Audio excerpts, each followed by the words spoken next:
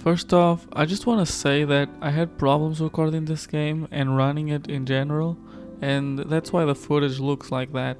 But I did end up fixing it. It just turned out to be a simple issue of updating the drivers, but also I was too deep into the game that I felt like I should record spoilers. So sorry about that. The Avengers game, it's been out for a year at this point, and public opinion on this game has been not very favorable. So I decided to review the single player experience of this game. One, because that's what I'm actually interested in playing with this game on a personal level. And two, because that's all this game will have once its live service and multiplayer components eventually die. Which is a whole other problem with video games. We're not gonna get into it in this video, of course, but yeah. So what is the story like?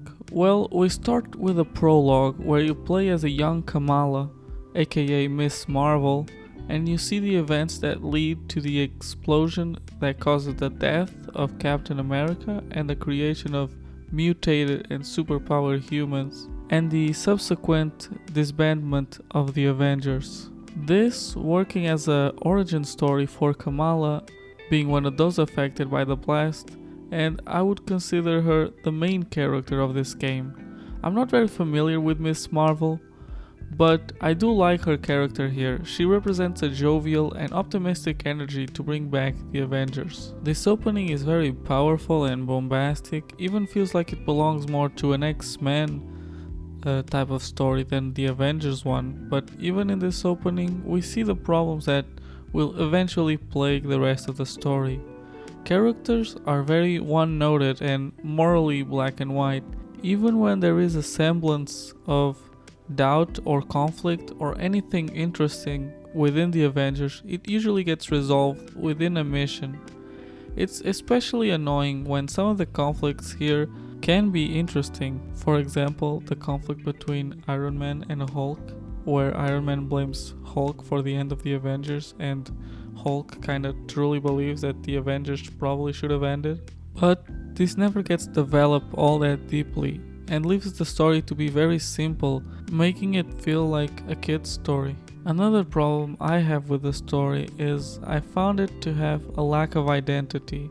The story is already very simple, and the way they go about telling it doesn't help this. They definitely take the approach of other PlayStation exclusives like Uncharted series or even Spider-Man, with the long in-engine cutscenes with really good animation and transitions, even with the same voice actors, which is a bit annoying but not particularly a bad thing. But because of this, the game lacks, like I said, identity. A lot of what makes watching these cutscenes enjoyable in those other games falls flat here. The comedy is taken straight out of the Avengers movies, with very little context outside of Kamala, which, funny enough, the only Avengers character that isn't in the MCU movies. I seriously did not find any purposeful joke in this game funny, at least on a personal level. One example that really stands out in my mind is when they straight up copy the joke in Age of Ultron where Captain America says a swear word and they just kinda keep pushing on it and it just becomes so awkward. Which, to be fair, some would argue Age of Ultron also did it, but even given that here, it adds insult to injury. But I'll say a video game experience is not hinged on its story, and you might be surprised about what I think of some of the gameplay. Levels are big, have a big sense of place, and main missions do have a lot of spectacle. The game is very graphically impressive, with a lot of lighting and particle effects, which help a lot, given most of the levels are somewhat uninspired in their themes and locations, but even with that, in the heat of the moment, it can be fun. The problem is, these are small moments of handcrafted action mixed in with a game that is mostly repetitive mission structures and grinding. First, I want to say that I don't think that grinding has to be bad. If the mechanics of a game are enjoyable and, of course, this grinding is not brought to an excessive level, then it's really not a bad thing. And while I don't think it's excessive here, I do think the game mechanics is where things fail. While there is a varied roster of characters to play as, the combat is just too floaty to be enjoyable, made only worse by its big focus on numbers over any form of skill, making it very brainless. There is a leveling system that allows you to unlock moves and abilities, but how strong you are will be mostly determined by what gear you wear. You can find this gear by defeating enemies or completing missions, and they're also spread around the map in crates within the levels. The type of gear you get is random, but it does seem to, for the most part, be appropriate to the level you are at. Most of the randomness is in the rarity of the gear and its rating. The gear is purely for stats, as cosmetics are separate, which I think is lame and totally made for the purpose of microtransactions, but I know some people prefer cosmetics and stats separate, so I won't go too hard on it. You can also find these cosmetics in a similar way to the gear, but of course, much more sparsely. Gear can also be leveled up, but it seems useless a lot of the times, as you'll be constantly finding better gear for yourself.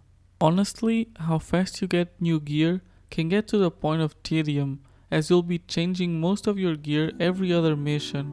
Also, a lot of the abilities in the gear, or even from leveling up, can be very banal, like 10% more damage while in a certain state, which I find to be just terribly boring. There are missions that can be exciting, like I said before, but that's at pivotal stages of the story. Most of the times, missions are very repetitive and stale. What do I mean by that? Most missions will drop you on a large map where you'll go to a destination, beat up some enemies for a certain amount of time, or beat up something until it breaks while the enemies try to stop you. Almost every mission follows this structure, even side objectives within the missions follow this same pattern. And that's of course disappointing.